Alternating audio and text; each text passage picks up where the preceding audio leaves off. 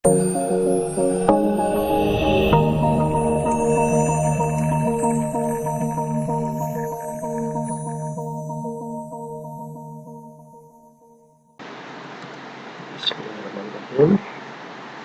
Assalamualaikum warahmatullahi wabarakatuh. Salam sejahtera untuk kita semua. Semoga berkah dan rahmah Allah Subhanahu wa taala senantiasa dilimpahkan kepada kita semua. Amin amin ya rabbal alamin. Baiklah para bakti lovers, dimanapun kalian berada, senang sekali hari ini kita bisa berjumpa lagi untuk mendengarkan curhatan saya tentang pendidikan Pancasila. Ya, pada kesempatan yang lalu pada bagian opening telah saya sampaikan bahwa kita memulai curhatan saya ini adalah dengan pengantar terlebih dahulu.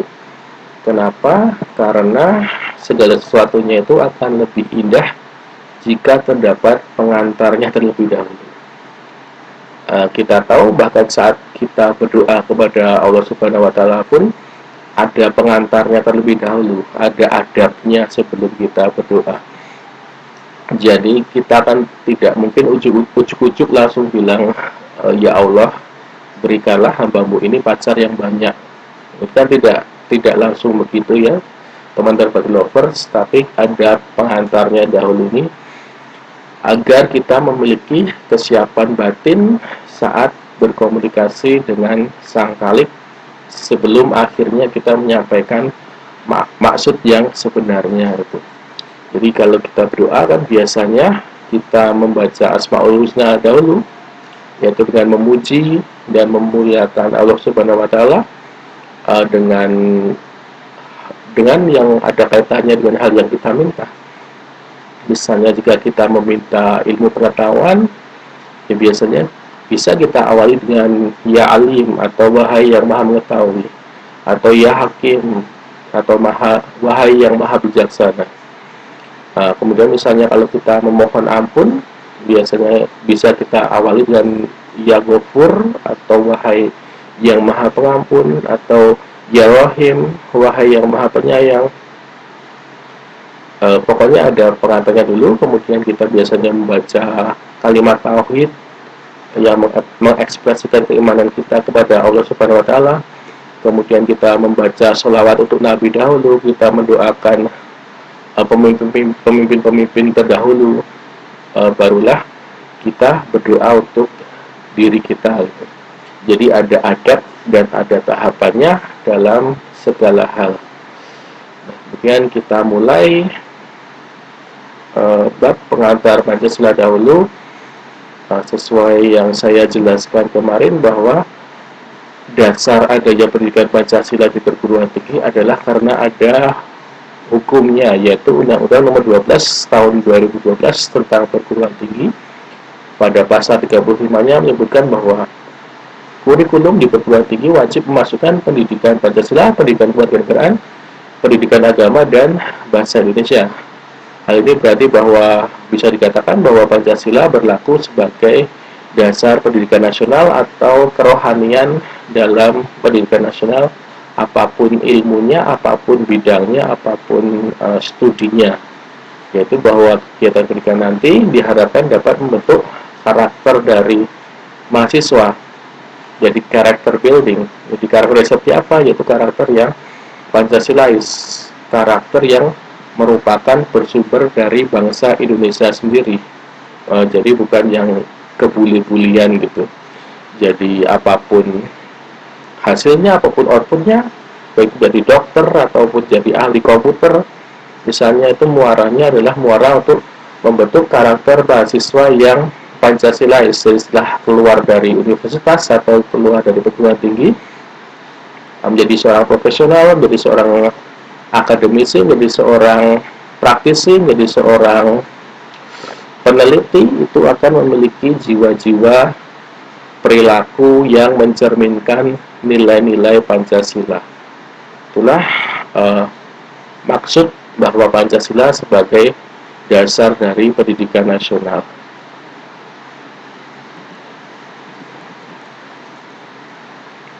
Kemudian diharapkan setelah selesai dari bab pengantar ini, teman-teman Bakti Lovers akhirnya dapat menjawab pertanyaan ini.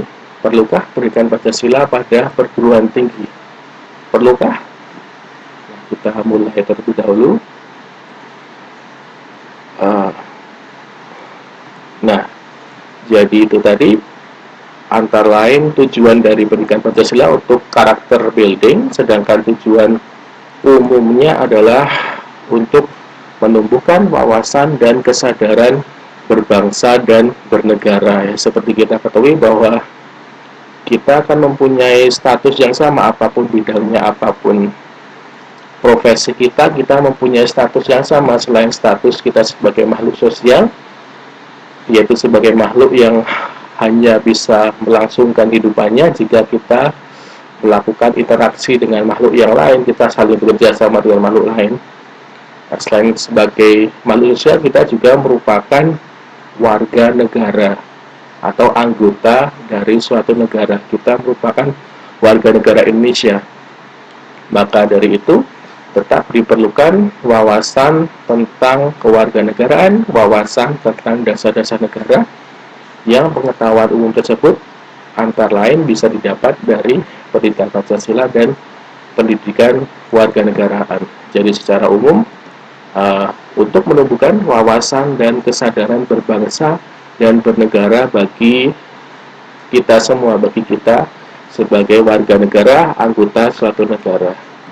Kemudian yang kedua, pendidikan secara umum tujuannya adalah untuk menumbuhkan perilaku cinta tanah air, pendidikan kebudayaan bangsa. Jadi diharapkan teman-teman Bakti Lovers nantinya bisa lebih cinta terhadap bangsa Indonesia,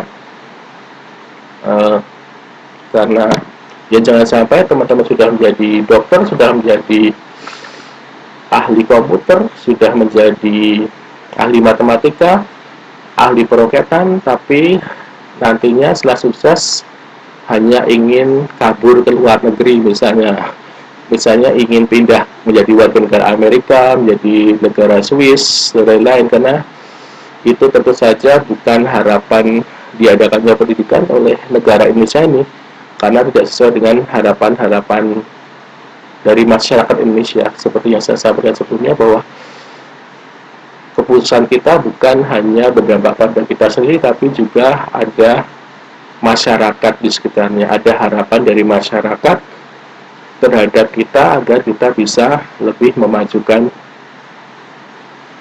bangsa ini, masyarakat dan bangsa ini. Jadi itulah antara lain agar juga tumbuh perilaku cinta tanah air, berpendidikan kebudayaan bangsa. Kemudian secara khusus tujuan pendidikan nasional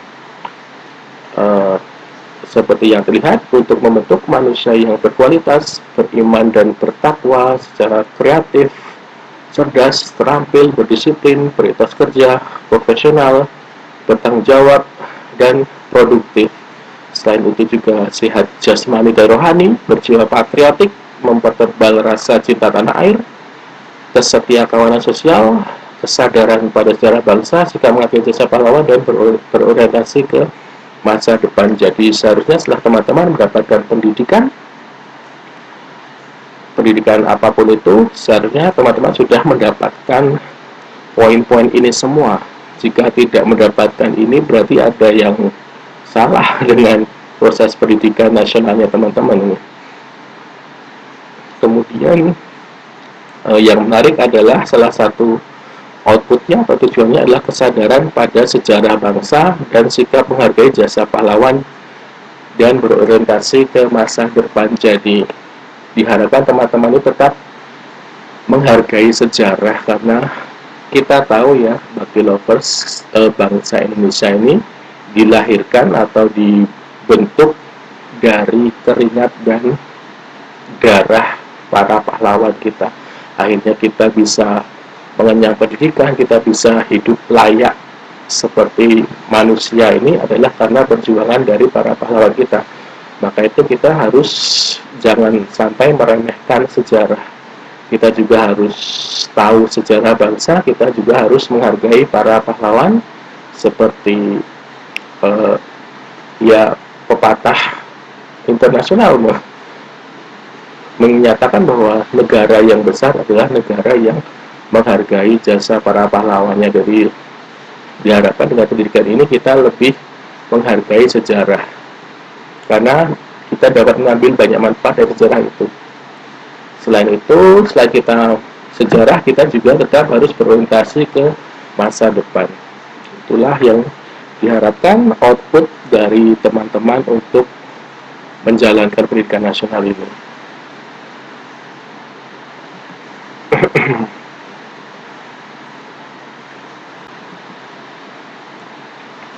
Jadi itulah output yang diharapkan pada mahasiswa seusai mempelajari pendidikan Pancasila, yaitu selain mahasiswa dapat mengerti dan menghayati tentang Pancasila yang benar, juga diharapkan mahasiswa dapat mengamalkan Pancasila dalam kehidupan sehari-hari di masyarakat sesuai dengan bidang keahliannya masing-masing.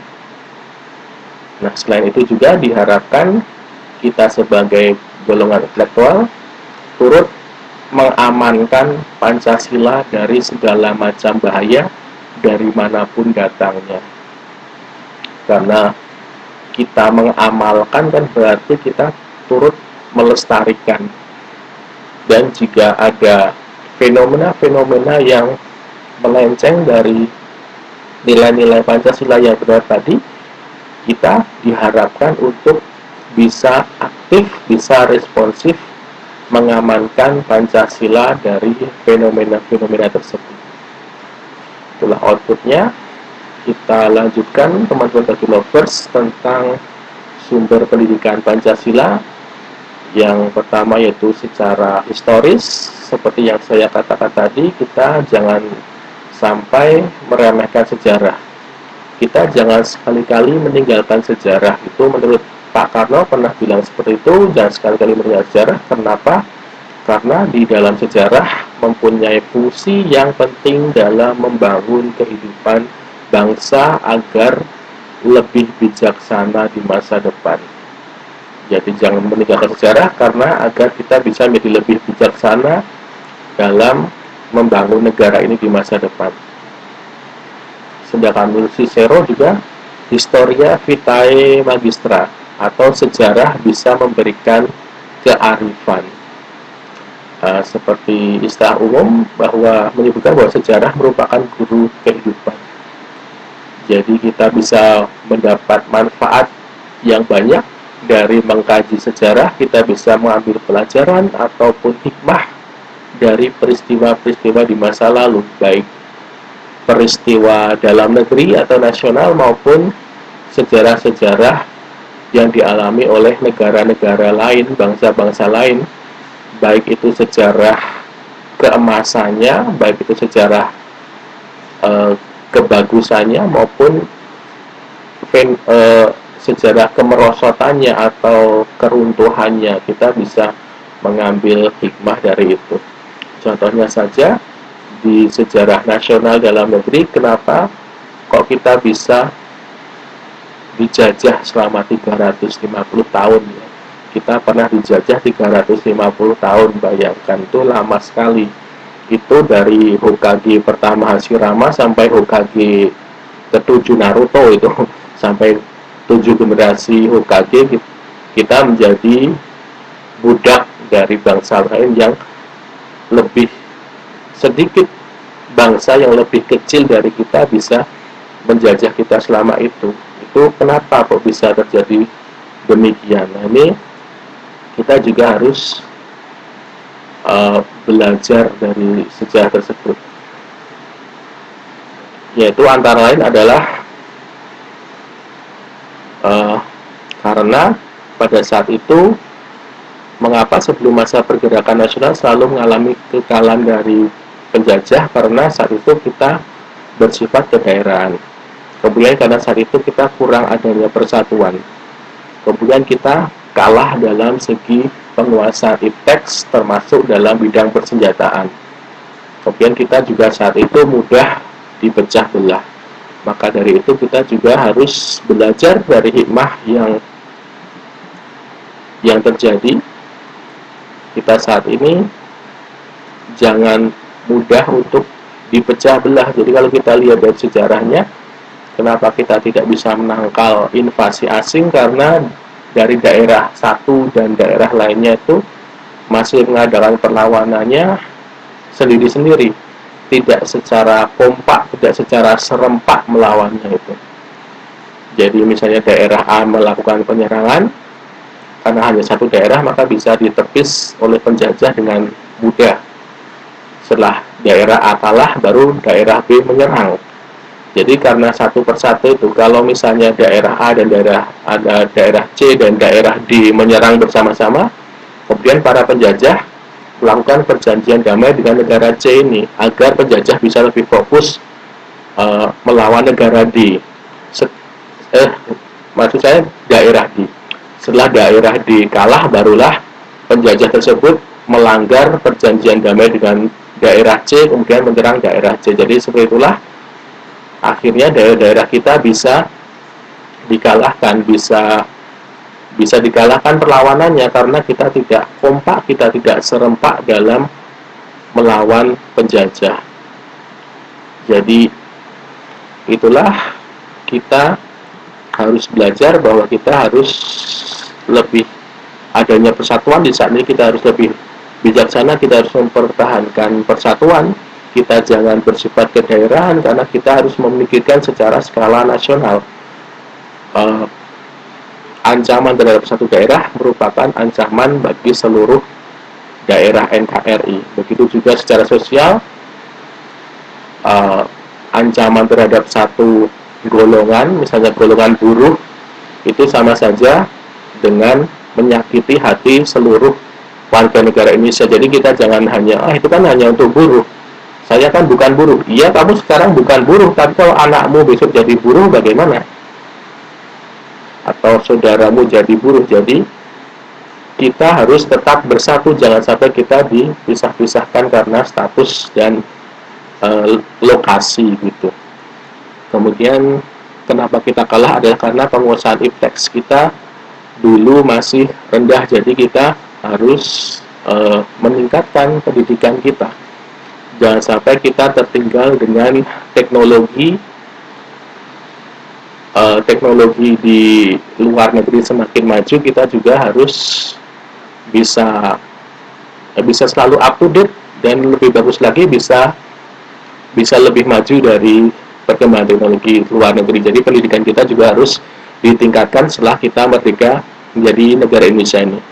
Kemudian kita juga jangan mudah dipecah belah. Karena kita tahu kita 350 tahun dijajah itu karena kita dipecah belah.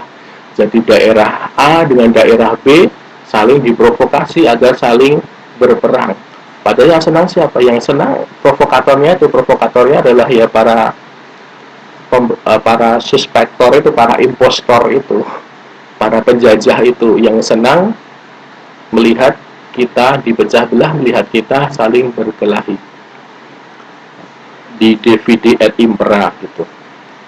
Jadi dari situ kita harus belajar dari pengalaman sejarah untuk tidak mengulangi kesalahan-kesalahan kita di masa lalu.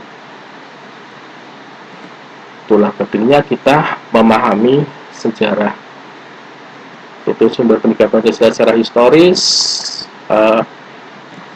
Kita lanjutkan secara sosiologis. Sumber Pancasila sosiologis kan berarti dari masyarakat gitu ya, teman-teman Bagilovers, kehidupan antar manusia. Jadi menurut Kailan bahwa Pancasila ini bukan hanya hasil konseptual dari satu orang saja, bukan. Namun melainkan merupakan hasil karya besar atau masterpiece dari seluruh bangsa Indonesia sendiri.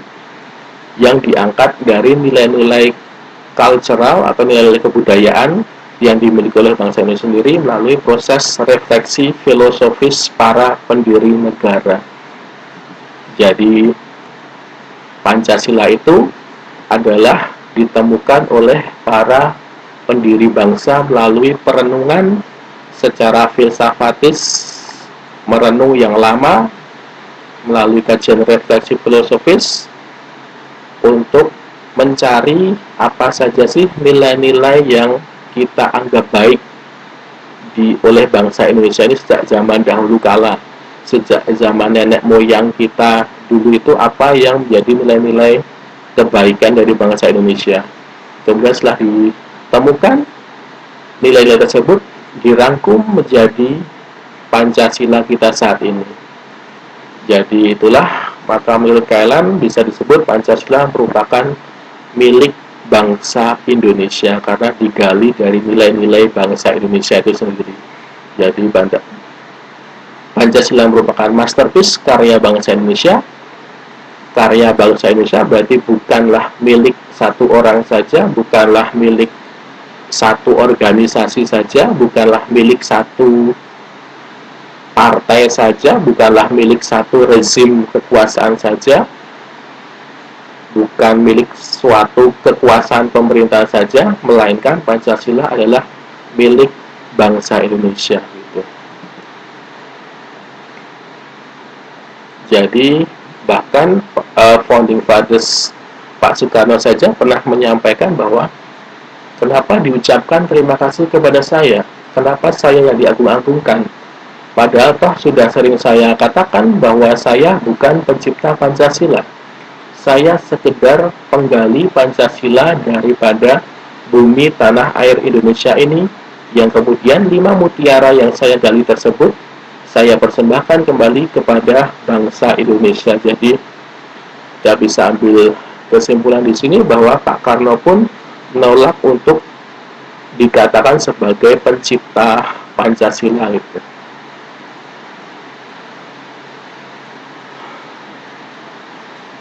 Jadi itulah, jadi Pancasila merupakan milik bangsa Indonesia sendiri karena telah bersumber dari sosiologis bangsa Indonesia itu sendiri. Kemudian mahasiswa sebagai agent of social control, kita sebagai golongan intelektual atau golongan terdidik disebut sebagai agent of social control atau agent pengendali sosial. Yaitu maksudnya adalah bahwa kita diharapkan untuk bisa turut berpartisipasi menjaga terpeliharanya perilaku yang tetap mengacu pada nilai-nilai Pancasila di masyarakat kita. Seperti yang saya katakan di awal tadi, tujuan dari pendidikan ini adalah agar kita juga mempunyai sifat yang responsif terhadap perilaku-perilaku di luar nilai-nilai Pancasila atau fenomena-fenomena yang terjadi di luar sana gitu. Kita juga harus mengamankan Pancasila ini. Jadi fenomena-fenomena yang menunjukkan lunturnya nilai-nilai Pancasila sebagai dampak dari Pancasila sudah tidak dijalankan secara benar lagi, antara lain adalah adanya disintegrasi misalnya. Disintegrasi atau perpecahan itu. Disintegrasi atau perpecahan bukan hanya berbentuk adanya pemberontakan ingin melepaskan diri dari NKRI saja, bisa diawali dari benih-benih disintegrasi atau benih-benih ketidaksetiaan itu, benih-benih kekecewaan terhadap NKRI. Contohnya saja, ini masa disintegrasi adalah karena adanya primordialisme yang negatif. Primordialisme adalah sebuah pandangan atau paham yang primer atau pertama, yaitu yang memegang teguh hal-hal yang dibawa sejak kecil, baik mengenai tradisi, adat istiadat, kepercayaan maupun segala sesuatu yang ada di lingkaran pertamanya yang dia dapat dari daerah pertamanya. Nah, ini sebenarnya primordialisme ini bagus untuk kebudayaan, untuk melestarikan budaya. Namun jika sudah menjadi terlalu negatif, ini justru akan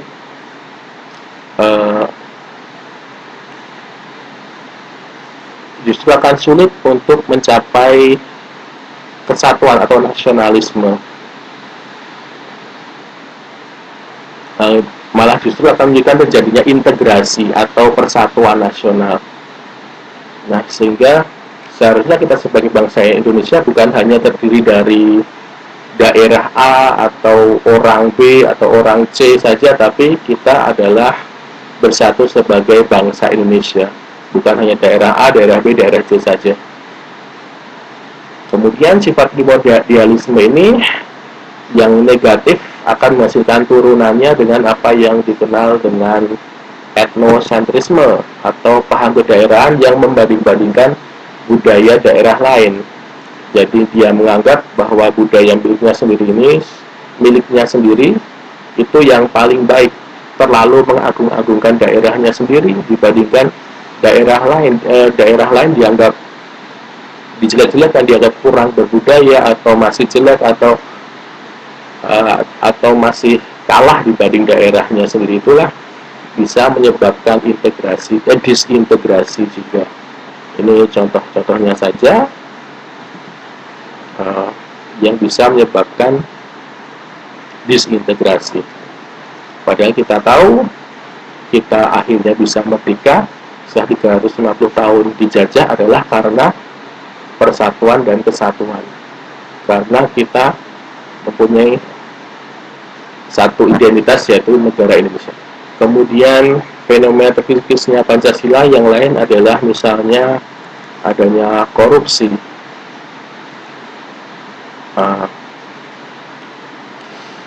Maraknya korupsi, saya pernah bilang ya teman-teman Bakti Lovers bahwa adanya korupsi ini setidaknya ada dua faktor yang menyebabkan korupsi. Apa itu dua faktor itu? Yang pertama adalah karena adanya keadaan yang memaksa. Kemudian yang kedua adalah karena ya memang sifat dari individu tersebut adalah serakah, rakus, atau individualis dan hedonisme. Jadi sudah mempunyai banyak uang tapi masih ingin mengumpulkan lebih banyak uang, sehingga dia mencuri dari uang rakyat meskipun dia sudah punya banyak uang, tapi dia masih egois, masih rakus, sehingga dia melakukan korupsi. Kemudian kalau contoh faktor keadaan yang memaksa, misalnya kalau saya contohkan, ada kepala daerah atau ada individu yang ingin mencalonkan sebagai kepala daerah, kemudian harus dimintai mahar oleh partai politik yang jumlahnya tidak sedikit, jumlahnya besar, harus menyerahkan mahar, sehingga seakan perpolitikan kita ini berbiaya besar.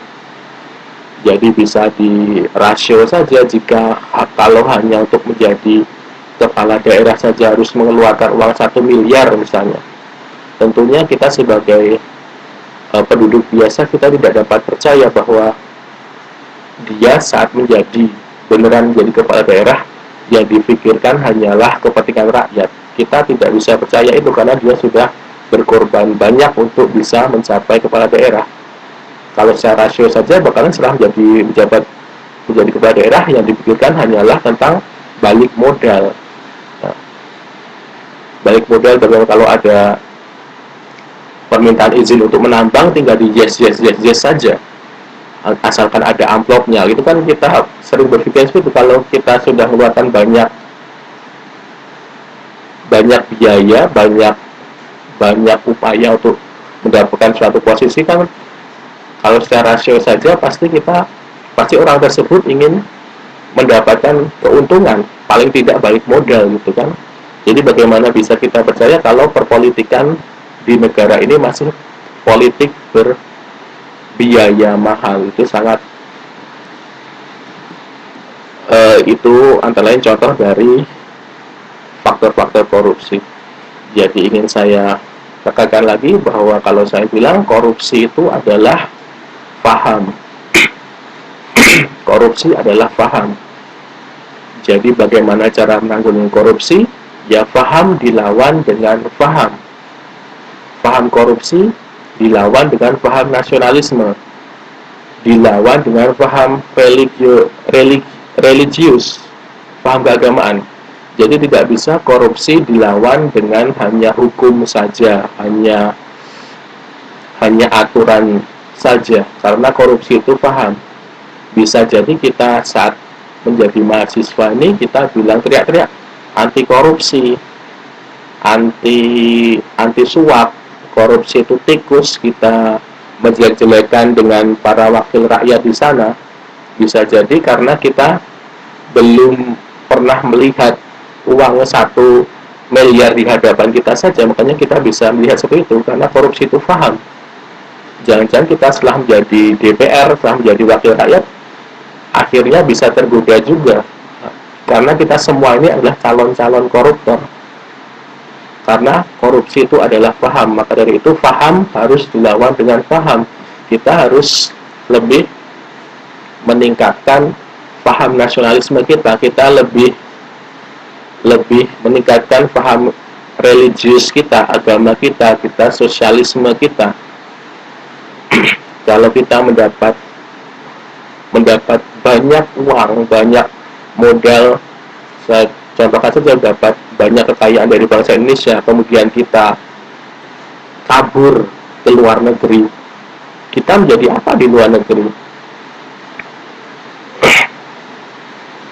Bangsa Indonesia itu kalau ada bule, lihat kamu dari mana? Saya dari Indonesia. Oh, dari Indonesia. Itu jangan sampai bangsa Indonesia ini dikenal buruk oleh bangsa asing. Kita sudah pembabat hutan tercepat nomor 1 di dunia. Kita sudah jadi negara indeks korupsinya berapa. Jangan sampai kita kan punya, jangan malu lah kita dicap jelek di negara internasional. Jadi kita harus meningkatkan nasionalisme kita. Kemudian kita lanjutkan saja ya, bagi lovers itu curhatan saya. Kemudian fenomena terkikis Pancasilanya berikutnya adalah misalnya tentang terorisme. Nah, jadi ini adalah bentuk bahwa nilai Pancasila harusnya kita menjadi pemeluk agama yang egaliter. Pancasila mengharapkan seperti itu. Pancasila mengharapkan kita menjadi pemeluk agama yang egaliter, walaupun egaliter itu apa? Egaliter adalah kita memandang setiap orang itu adalah merupakan sederajat. Tidak ada orang yang berhak untuk menjelekkan agama orang lain. Tidak ada yang berhak untuk menjelekkan, tidak ada yang berhak untuk dijelekkan, karena kita adalah sederajat. Kita sama-sama mempunyai kehormatan yang sama di mata Tuhan Yang Maha Esa. Yang membedakan adalah ya ketakwaan dan keimanan kita, tapi kita tidak mempunyai hak untuk menjelekkan agama lain.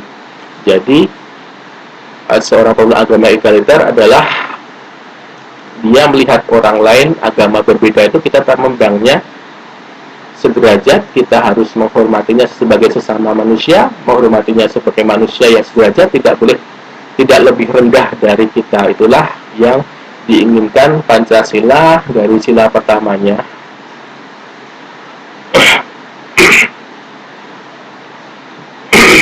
Jadi itulah karena seringkali terorisme disangkut pautkan dengan agama tertentu. Nah, kita lanjutkan saja teman-teman. Kemudian fenomena terkikisnya nilai-nilai Pancasila yang terjadi adalah dekadensi atau kemerosotan moral. Misalnya saja di sini terlihat adalah masalah tawuran yang tidak sesuai dengan Pancasila. Saya sebutkan lagi bahwa kita akhirnya bisa merdeka, akhirnya menjadi bangsa Indonesia setelah 350 tahun dijajah adalah karena kita akhirnya bersatu. Namun ini fenomena-fenomena yang terjadi dalam bentuk kecilnya, kita sudah melihat banyak anak-anak pelajar yang terlalu kegairahan, bisa tawuran antar pelajar, tawuran antar daerah karena ya. Jadi inilah yang fenomena-fenomena yang terjadi di mana nilai-nilai Pancasila sudah mulai ditinggalkan oleh bangsa Indonesia. Jadi saya Faktanya, menurut teman-teman Bakti Lovers, apakah Pancasila di masa sekarang dan masa depan ini masih diperlukan atau tidak gitu? Menurut Bakti Lovers bagaimana, bisa dikasih argumentasi sendiri.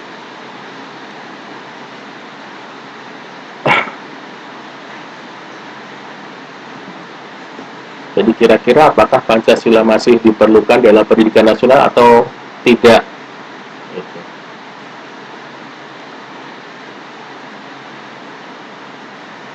Oke, kita lanjut teman-teman Bakti Lovers. Sumber Pancasila dari segi yuridis, seperti yang kita ketahui bahwa Pancasila merupakan sumber dari segala sumber hukum.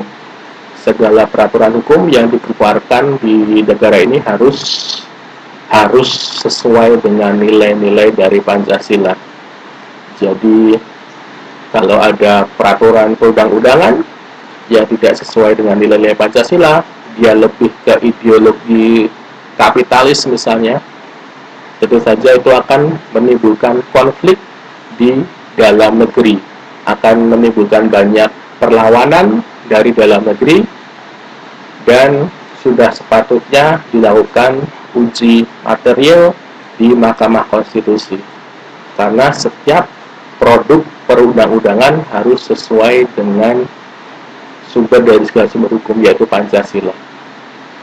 Memang Mahkamah Konstitusi adalah menguji suatu undang-undang terhadap undang-undang dasar, tapi bahkan undang-undang dasar pun secara hierarki berada di bawah Pancasila. Jadi kalau ada undang-undang yang terlalu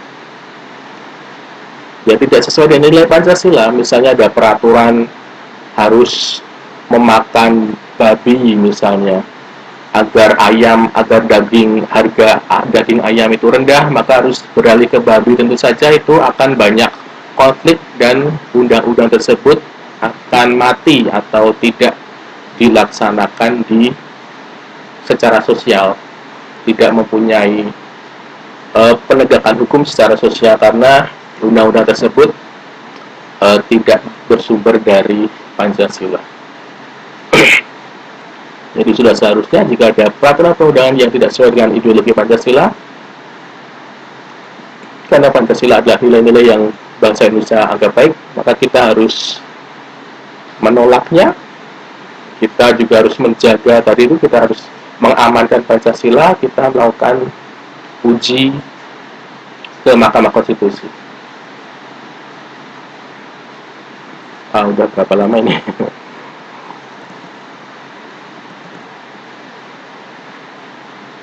Baik.